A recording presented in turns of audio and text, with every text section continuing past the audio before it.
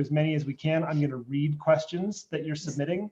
There have been a whole bunch of great ones that were submitted in advance in writing. We have some of those picked out, and we also have a Q&A button down at the bottom of your screen where if you're watching us live on Zoom, you can submit one starting right now.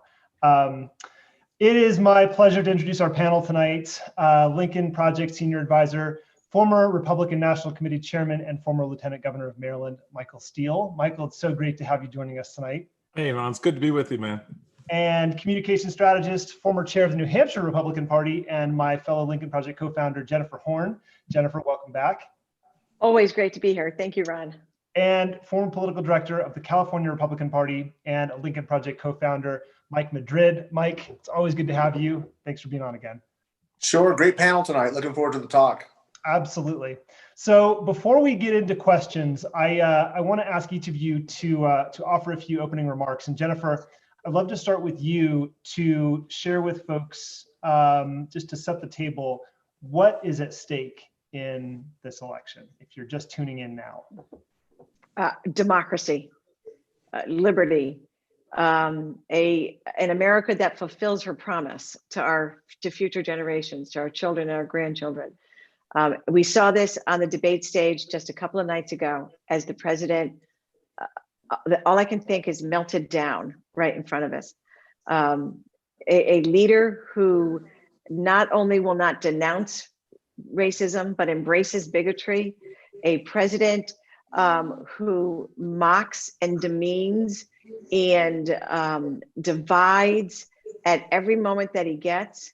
His purpose on that stage was to destroy what is good about America.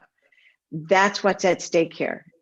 For me, and I think for most of us, if you look at politics through the lens of our children and our grandchildren, what is at stake is the kind of world they are going to grow up in, the kind of world they're going to raise their children in. So back to the beginning, democracy, liberty, a constitutional republic for the United States is what's at risk. Yeah. Mike, I'd love for you to give us an update on the state of the vote, as we've been calling it. By the way, we recently launched a new format on the podcast called State of the Vote, where Mike and a rotating guest and I will talk through the numbers as new states come online and they start submitting their ballots by mail. So you can check that out on Apple Podcasts, Google Podcasts, Spotify Podcasts if you want to get more of the numbers. But Mike, I'd love to get a state of the vote update from you, and then also you might want to say a few words about the Latino vote in Florida in particular, and about the big event that we just launched this week. Sure. Let's start with kind of the overall picture of where things stand in the country as we head into the last 34 days of the race. Look, normally at this point, what we see in a contest like this is a race that's usually within about a 3 to 5 point range. We're not sitting there at all. We're sitting at about a 7.5 point lead with Joe Biden. And before everybody says national polls don't matter, that's largely true. And I'll get to the states in just a second. But it is also instructive to look at that gap because it tells us a lot about key demographics and the way that they're starting to both further cement or break. Couple key fundamentals that everybody should be keeping in mind. Undecideds remain very, very small. The number's getting smaller as we get closer. I think there's over 1.5 million ballots have already been cast in this election. As Ron and I have been talking about on previous shows, it's election month, which we're deep into right now. There's no election day anymore. And again, quite a few ballots have already been cast. Incidentally, in about 5 or 6 races, by October 15th or 16th, statistically or mathematically, those races will probably already be decided unless something is, something very, very peculiar happens on election day or the interim between the 15th and the 3rd of November. But let's set all that aside for a second and talk about some of the states. Battleground states are more numerous this year in 2020 than they have been in the previous 24, 25 years. That's because of the stratification of the race and some of the changing dynamics that we have been focusing on here at the Lincoln Project.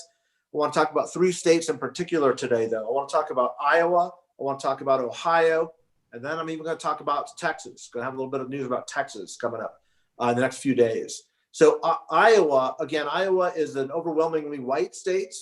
It's obviously a rural state.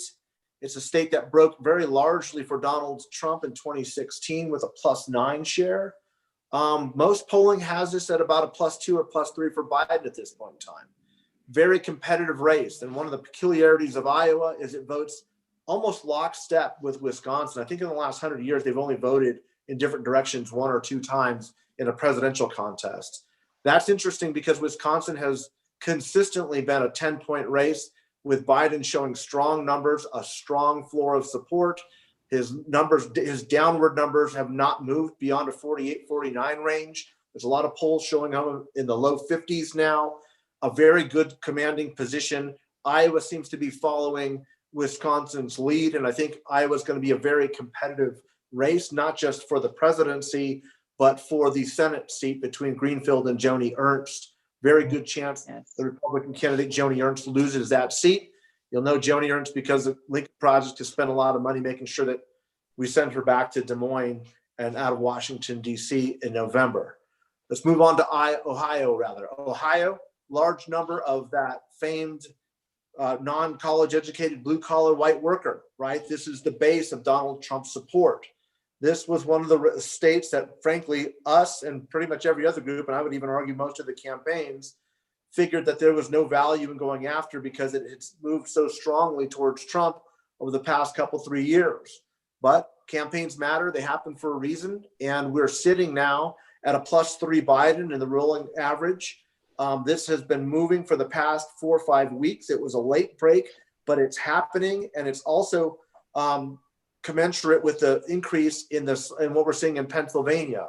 Why is that happening? It's the same demographic. We're finally starting to see a break from Donald Trump's show of support. There's 2 main reasons why I think this is happening. First is we're beginning to see a spike in COVID outbreaks in the Rust Belt state with these workers in a way that we have not before. Keep in mind, the whole country has obviously been dealing with this pandemic. The whole world's been dealing with this pandemic, but of course we've been dealing with it in a very unique Trumpian sort of way. But the Rust Belt has largely avoided most of the impact with the exception of Michigan. That's no longer the case. We're seeing spikes in Ohio. We're seeing spikes in Pennsylvania. We're seeing big spikes in Wisconsin. And as that happens, we fully expect that the floors of support for Donald Trump will drop.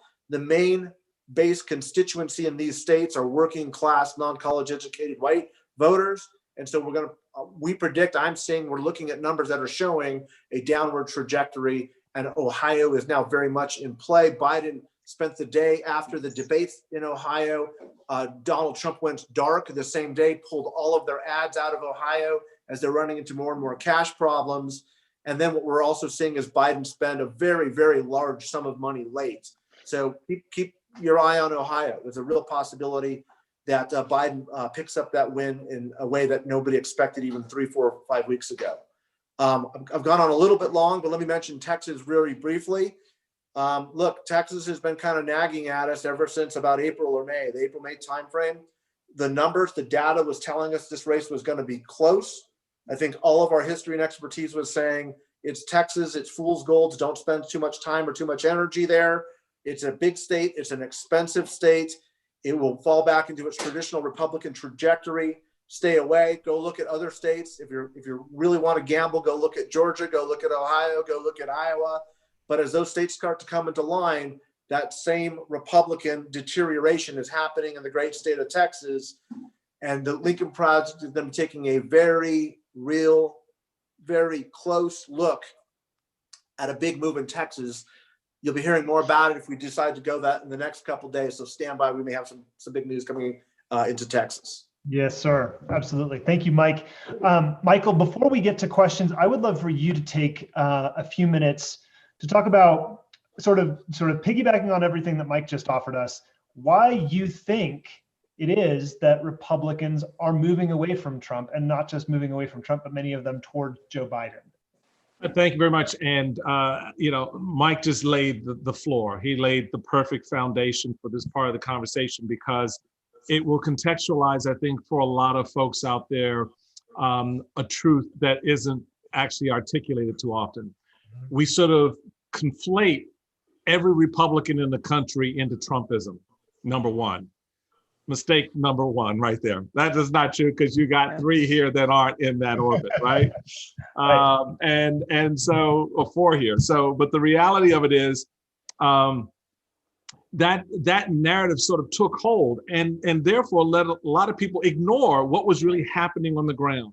And what began to happen on the ground was three things: that rank and file Republicans, regardless of their affinity to the party, began to realize was impacting them. COVID-19, a flatlining of the economy, and of course, civil unrest in the country.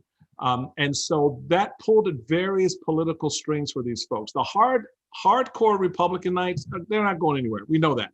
So the question really became, what about those conservative, traditional conservatives, center-right Republicans? What will they do?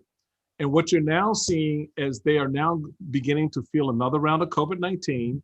Their job, economic, and other financial prospects have not brightened that much more than they were 3, 4, 5 months ago.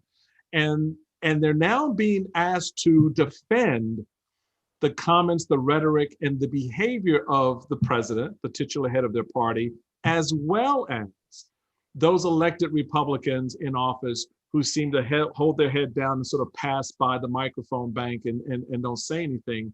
Rank and file Republicans now are having to come to grips with that reality. And so that then has spearheaded, and it's almost a circular motion here, where you've got former Republican elected officials, just today, former RNC chairman and governor of Missouri, Mark Roscoe. You've got Christine Todd Whitman, Colin Powell. These are stalwarts in the party who a lot of these rank and file Republicans, and that's how I refer to them, they worked with these people, they admired them, they voted for them, they ran campaigns for them.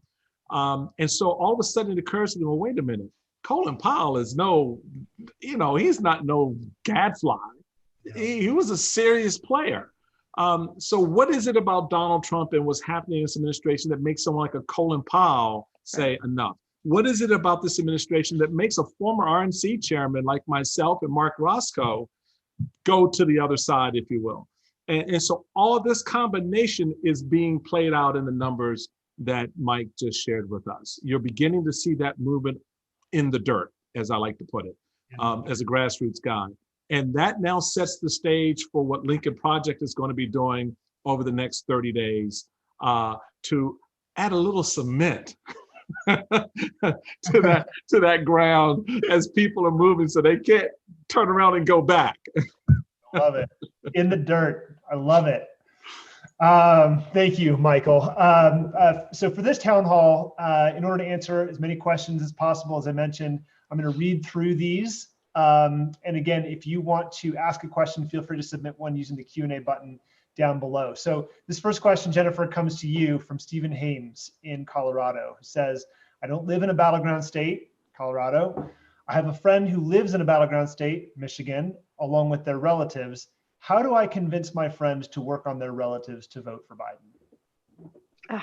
Stephen from Colorado, that's the question of the day. That's what's going to make the difference between winning and losing, is the ability for people like all of us to persuade those in our lives that we care about, who are looking at this race from a different direction. This is a question we address a lot on LPTV, here at the town hall, amongst ourselves. I'm a big believer that the most effective way to persuade somebody is by telling your story. And I know that for some people that sounds soft, but we have to remember that the majority of the people in this country love our country. They want good things for America. They want good things for their families. We know that Donald Trump has this base of really ugly folks, but that's not the majority of the people who are thinking about voting for him. We have to approach people, kind of with that understanding of that common desire that we have for good things for our country and for our families. And from there, I think you just start going through. I think it's easy to make the argument if you just start going through facts. Donald Trump is a master at the lie. We have to be masters at the facts. Donald Trump is not a Republican. He's not a pro-life person. He does not value the dignity of human life. People who are pro-life and value life don't put children in cages. ever, for any reason. They don't decide that their political ambitions are more important than the lives of 200,000 Americans. Donald Trump is not pro-life. Donald Trump is not small government. He's not limited government. He's not limited spending. I mean, you can go through the issues that Republican voters care about. He's none of them. He's not for a strong national security. He wants strong relationships with Vladimir Putin. He wants strong relationships with dictators and tyrants. He's not for a strong national security. He doesn't support our troops. He thinks that people like my son, who served in the Marines, are suckers and losers. So I think that the more that we see the real Donald Trump come out, the easier it is to have these conversations with people.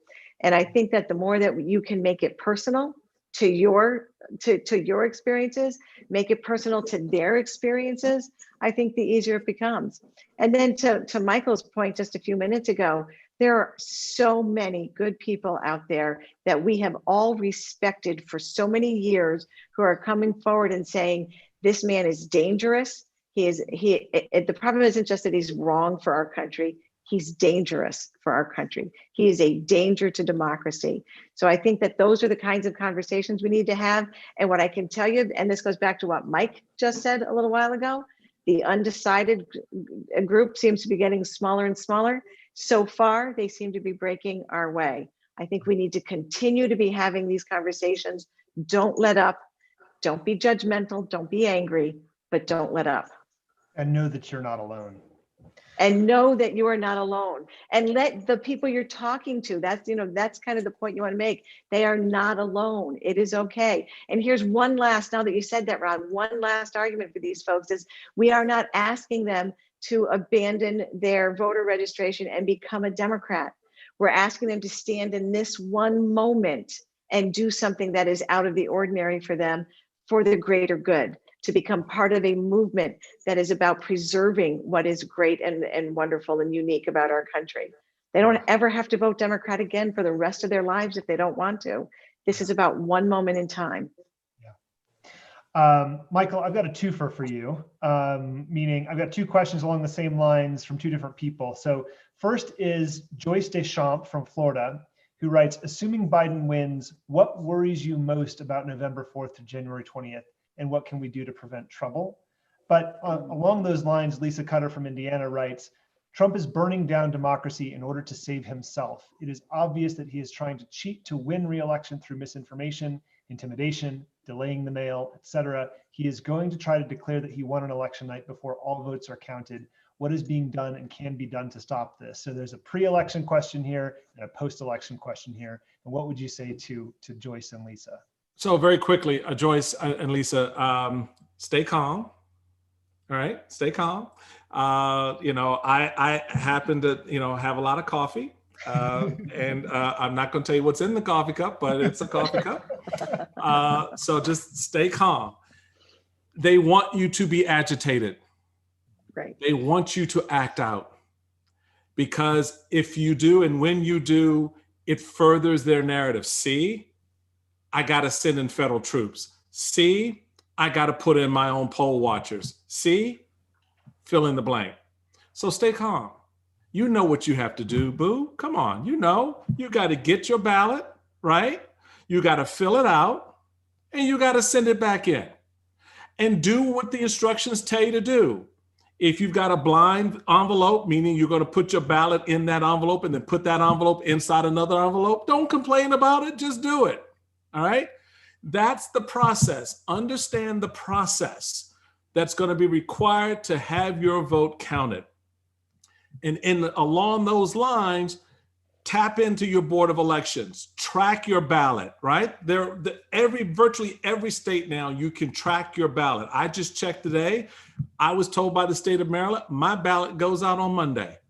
Ta-da, I'm excited, right? So every state will do that. And so go to those sources and resources. We've got them up on the Lincoln Project website. We've talked about them here.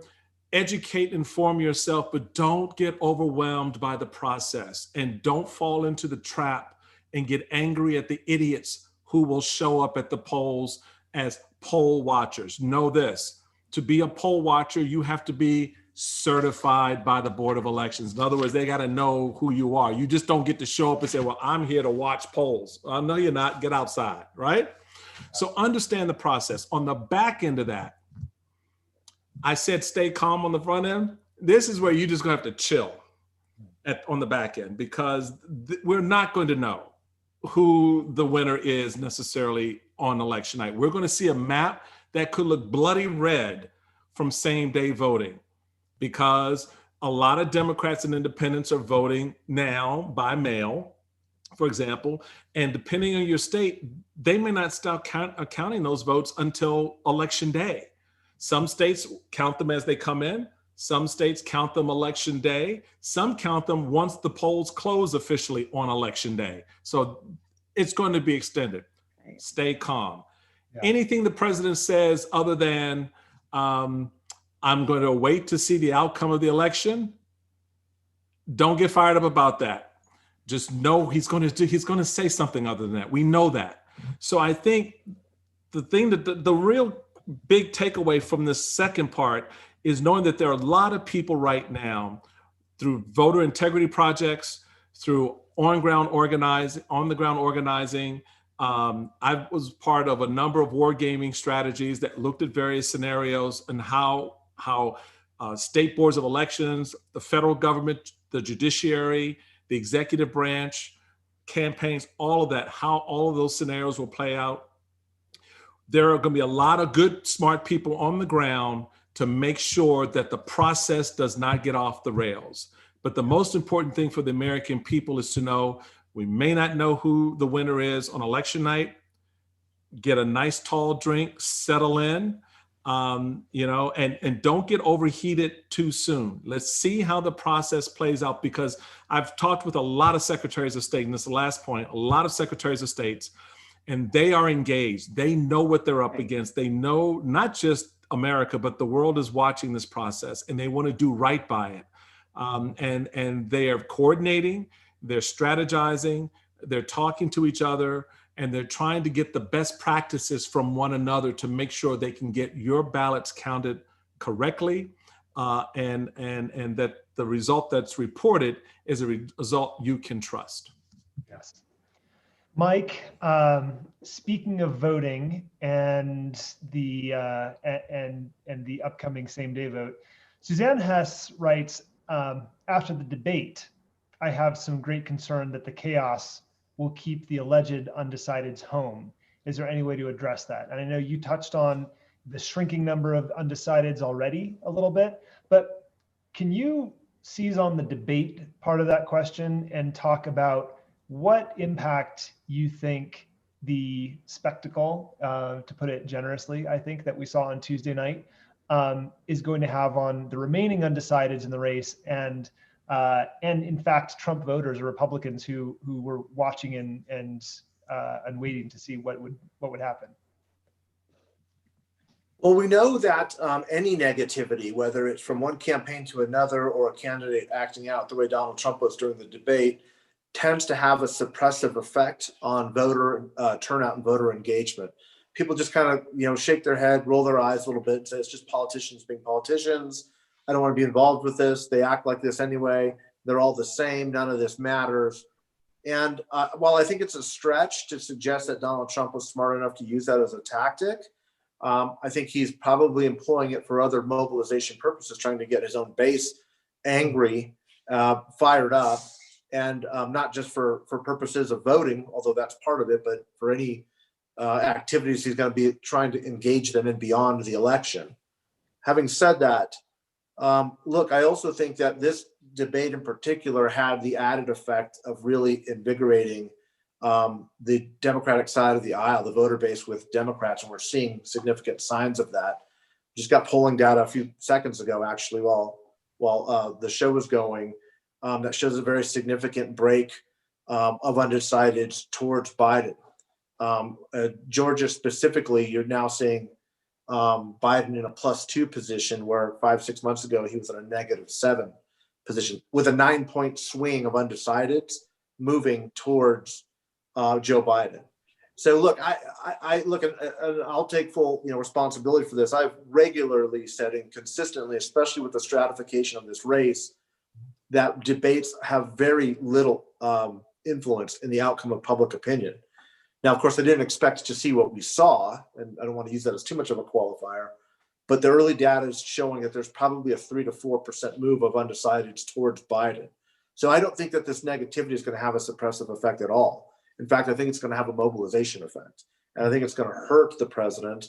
And I think it's moving already, at least if the polls are accurate. And when you get 3 or 4, it's a trend line. So I'm confident that what we're seeing is a movement, a shift towards Biden's support column from the undecideds. Keep in mind, too, there are a couple things about undecideds. While there is a remarkably small number, we know historically that 82% or so, a little over 80% of undecideds break towards the challenger in the last 3 or 4 days of the campaign. Stands to reason when you haven't closed the deal with voters in 4 years, you're not going to close it in the last 3 days. So, but that's been the trend line. Overwhelmingly, undecideds break towards the challenger in this environment. But Biden is led with independents and undecideds anyway for the duration of this entire year. So he's in a commanding position. Again, the fundamentals look good. All the qualifiers you got to throw in there. It's a long race. There's a lot of things going to happen. 35 days is an eternity in politics, blah, blah, blah. But the fundamentals do look good, okay? They look good. And when Donald Trump continues to be Donald Trump, and there's no expectation he's going to change that, this is his strategy, whether it's to win the election or whether it's to cause chaos. My guess is it's more the latter than the former. He's going to continue to do this. I don't think it's going to have a suppressive effect. I think we're going to see for the first time in American history, 150 million people show up to vote. That will be a record high turnout. And I think a lot of people have been waiting for 3.5, 4 years for this day to come. 1, 2, 3 bad debate performances by somebody acting like an unruly child isn't going to change that dynamic. Yeah. Speaking of debate performances, Stephen Urquhart from Massachusetts writes, should Joe Biden engage in any further debates with Trump? It appears pointless, but the tactical problem is Trump will scream about fear and low energy until November 3rd. And if he's up there alone with 90 minutes of national air, if he should honor the remaining 2 debates, what can Biden do to command the stage, especially if there are weak moderators? Jennifer, and then Michael, maybe you want to weigh in on this one too. Well, first he has to do the debates. If the debates take place, Biden has to be there. He has to confront Donald Trump face to face every time. You can't, it is weak if he decides he can't. It's not that it will look weak, it is weak. So he has to be there. I don't think there's any serious consideration that he wouldn't be. It looks like the debate commission is talking about adding some additional structure, some additional overlay of, how to enforce this. And I think that's a good thing that they're looking at it, because it was abusive. What we saw on Tuesday night was abusive. So he has to do it. What does he need to do? I actually think, frankly, and I haven't heard a lot of people talk about this, I think Joe Biden did pretty well on Tuesday night, frankly. I think he had several really strong moments. And I think that what the president did, to Mike's point a second ago on the numbers, I think that it hurt. I think what Trump did hurt Trump more than anything else. We see how people are responding to it. I think Joe Biden's strongest moments were those times when he literally sort of just went like this to the president and looked at the camera and spoke directly to the American people. I thought it was very impactful. He needs to do more of that. I thought when he defended his family and his sons, that across this country, moms and dads heard that and thought, who does Trump think he is? And, stood right there with Joe Biden. They understood exactly where he was coming from. I think when he talked about the president's attempts to sow fear and division and loathing, to convince, suburban women somehow that all of these scary, ugly thems are coming after us in our suburban neighborhoods. And I thought Biden was really strong in his response to that, especially when he reached the point where he said, you know what they're afraid of in the suburbs? They're afraid of COVID. They're afraid of dying of COVID because of you. So I think he needs to continue doing what he did and maybe up his game a little bit if he can. But frankly, in all of this talk about how awful Trump was, we are missing a little bit of the story there, in that Joe Biden made a very effective case for himself to the American people. So I would suggest, honestly, at this point, kind of take what he's doing, amplify it a little bit more, and stay on that path. Michael, maybe I was only chairman of a state. You were chairman of the entire party. What do you know that I'm missing? No, you laid it out exactly right, Jennifer. Although I will, to be consistent with my response on debate night, I do not think they should hold any further debates. To the extent that they do, then we do the town hall, we do the vice presidential next week, and then you do the town hall, and then you're done. The town hall is a little bit more controlled simply because citizens are asking the questions. So as my mama say, Trump won't get to show his ass as much. All right. So I like your mama. Oh yeah. Oh, mom still brings it at 93, baby. Trust me, she still brings it.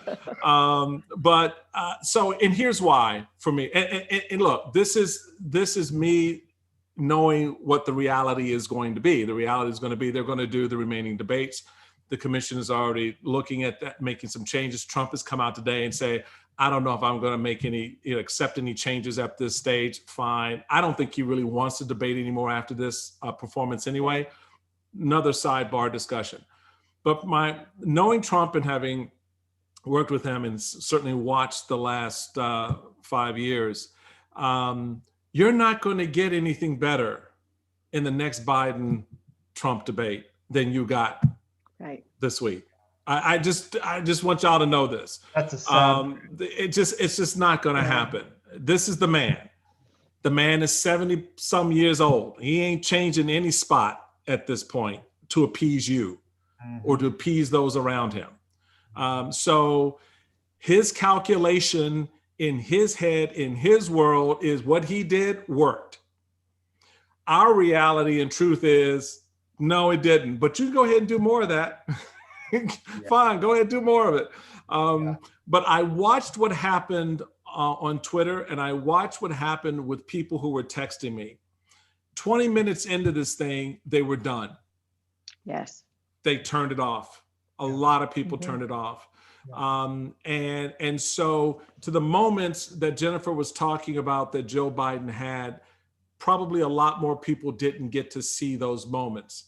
Now, what they took away from that was Trump showing his ass, and they didn't like that. But the rest of this narrative for Joe Biden has got to be to fill in those blanks for the American voter who is, wanting to move in that direction, but they just need a little bit something. They need a little bit of something to do that. And that's what this debate, I think, for those who stuck all the way through it, did for Joe Biden. For those who peeled off early, the campaign has got to figure out a way to sort of fill in those blanks for those people, because I don't think they're coming back. I think you're going to look at the numbers from this debate, and it's traditional, but I think you're going to see a big drop off because people don't want to sit there and watch someone perform that way. So my recommendation was, that was it. Do the town hall, call it a day. The vice presidential will be a complete 180 from what we saw this week, and that should be enough. But to the extent we do that third debate, I don't expect Donald Trump to dial it back, maybe 10%, but you're going to get a lot more of what you just saw, because in his calculation, it works. Yeah. Yeah, and you know what, Michael, I would go, that's the only thing you said I disagree with. I think if they go to a third debate, I don't think he dials it back at all. I think it goes over the top. Well, hey, I'm there with, I think it goes crazy. I think it's going to be crazier than this week was, if that's even possible to imagine. I'll buy that. I think he may not have the restraint to dial it back. I think that's right. Michael, I got another twofer for you, because these are, while we're sort of on the debate topic, I want to talk about the substance a little bit. And Mark Jordan writes, when asked about condemning white supremacy, why do you think Trump always asks for a specific group name, and why does that matter? And then as a follow-up to that, I want to give you Heather Rose, who writes specifically to you, when do you think we will see a majority of Republican senators might abandon the lunatic? And I want you to talk specifically to those two people, because what happened after the debate in the aftermath was the weakest response from Republican senators we could have. It was sort of unfathomable that none of them could be bothered to say, no, that was wrong and he should absolutely. It's just, I'm out of words, but maybe you can speak to Mark and Heather. I'll be happy to do that. So Mark asked the question about why does Trump look for a specific group instead of dealing with the totality of it? Because in his mind, he's already told us, well, they're good, fine people on both sides. So he wants to definitionalize or define down. I just made up a word, definitionalize, but he wants to define down to a very narrow subset of a group of because in totality, you can't paint with that broader brush. Well, the truth is, a Nazi, a KKK guy, Klansman, white nationalist, they're all the same. There is no subset that's better or worse than the totality. And it is his way of obfuscating, getting away from the question. And the fact that when he's asked and he says, well, tell us which one. Well, okay, you mean that there's a difference between a white nationalist and a member of the KKK? Really? Both hate Jews, both hate Black people. How do you distinguish that? So that's his way of thinking that he's smarter than you and having you define for him what you're talking about, ignoring the question, the core of the question, which is, do you reject white nationalism? Will you push back against that? And so he's already given us his answer on that. He gave it to us in Charlottesville. So we know exactly where he's coming from on that. So the part two of that is the Republican response, which pathetic, incoherent, ignorant are just a few of the words that come to mind for me when you are faced with that moment. To say that in answering the question, do you reject white nationalism? And the president gives the answer he gives, which is a no answer, basically. And in the process, gives a shout out to a white nationalist group, right? I mean, I heard the answer as a call to arms. It was a call to arms, you know. Stand by. Just stand by. We'll get back to you. Stand by, right? Be ready. And to have the response of U.S. senators in my party, starting with Tim Scott, the majority leader, said, well, he must have misspoken. Really? How do you misspeak answering a question of rejecting or accepting white nationalism? Where in that space do you get to misspeak? Because that's either, oh, hell no, I'm not down with that, or, well, right? Because anything outside of, oh, hell no, I'm not down with that is, and so what we have to deal with as a country is we have leaders who do not have the gravitas to stand in the crucible in that moment on that issue against that level of racism. So when are they going to stand with you? Yeah. When are they going to stand with you? So I gave up a long time ago expecting anything from this lot. And I think the Lincoln Project's approach to providing a political enema is appropriate to help clean out this process and to clean out those leaders who aren't leaders at all, those men and those women who feign support for democracy, who feign support for the values of freedom and an independent vote, but all the time are suckling at the teat of Donald Trump because they're more afraid of him than they are of you. Yeah. Well, it's time to give them something to be afraid of. Yeah, well said. The people. Yeah. Speaking of giving them something to be afraid of, Mike, I've got a twofer for you now. First, Martha Cropper from Tennessee says, How can those of us in deep red states like Tennessee make the most impact? Should we stay at home and help get voters to the polls on election day, or should we find other locations which have more potential to go blue to help? And then Joyce Hamilton in Texas writes, I live in a community that's 90% Latinx, primarily Mexican American, in the South Texas border with Mexico. It has been distressing to me to see so many in this community supporting Trump. How can I have any influence on their thinking? And I know you touched on Texas a little bit earlier. So both of these questions are about what people can do, and especially what they can do in red states. And then I'd love for you to talk a little bit more about Texas and why we're watching it so closely. Sure, those are both great questions, and I want everybody to understand that there's absolutely things that everybody in every corner of the country can do, regardless of whether you're in a deep blue state or a deep red state. For those in deep red states, I think the first thing to do is, I think, be bold, be courageous, and show support. There's noticeably not as much signage in deep rural, deep MAGA country, as we call it, as there was in 2016.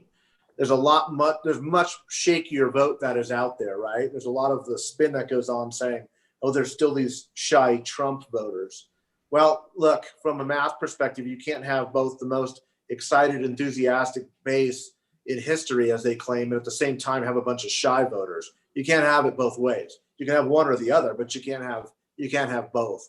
So if you're in a deep red county, in a deep red state, the best thing to do is just continually demonstrate your show of support.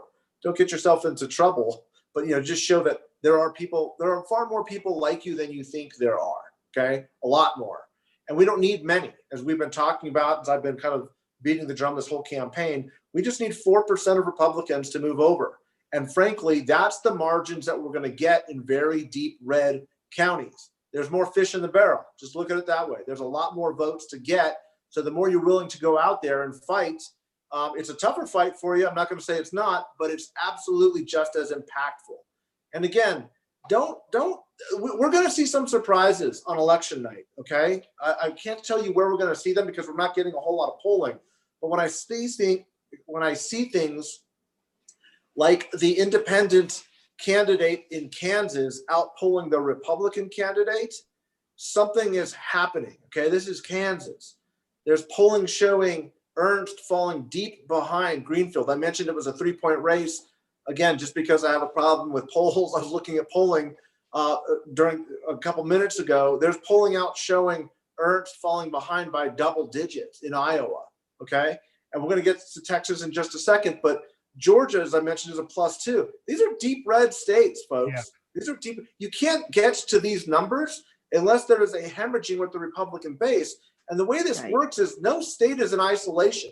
The demographics are different across state. The demographics remain the same across state lines. So it's important that when you are in a very conservative part of a state, a red state, the more you advocate for, the more you let people realize that they are not alone in their thinking too, because very few people are not at least pausing and thinking, okay, maybe I was wrong and maybe I'll still vote for Donald Trump, but at least I'm thinking about it. If you're thinking about it and you're a hardcore Republican, it tells you that there's a lot of others that have already bailed or ready to bail. And the more they see leaving and jumping the ship, the more they're ready to go.